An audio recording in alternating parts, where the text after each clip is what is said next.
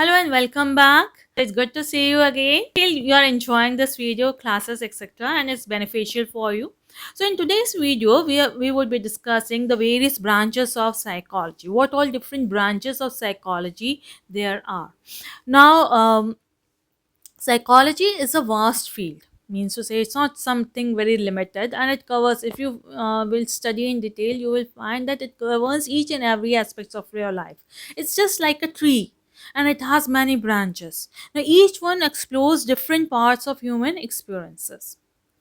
Now, let's look at some of the key branches, not all, but certain key, which are according to your course.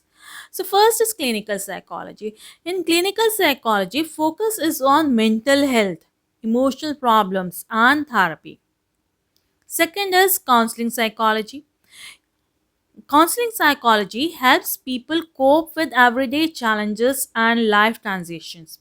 Many of the videos you must have seen are something motivational, with some people giving, directing you, helping out. That is actually your counseling psychology. When we deal with phobias, anxieties, depressions, etc., it all comes under your clinical psychology. Then we have is the developmental psychology.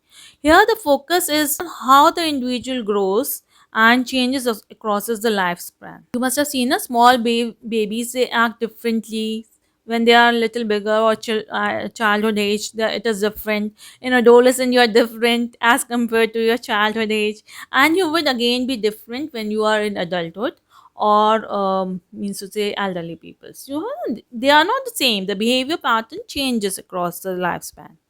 So here we in the developmental psychology we study how the person grows or how the individual grows and they behave differently according to the stages of lifespan.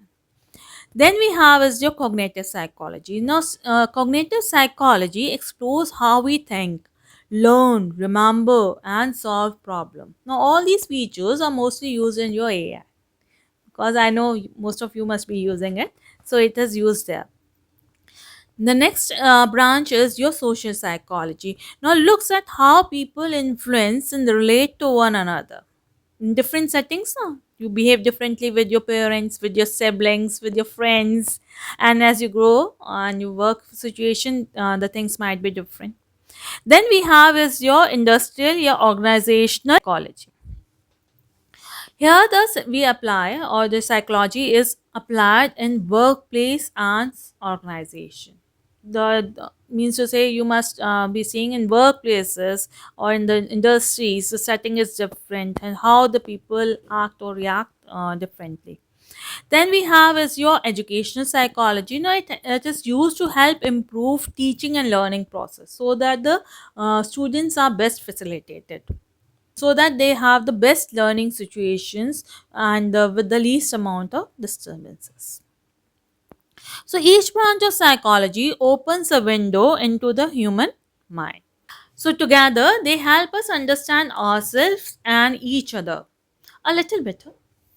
So subscribe if you'd like to walk this path with me, and thank you for being here. And if you like to read, you can also read the article on my blog. The link will be given in the description. Thank you very much, and see you in the next class. All the best.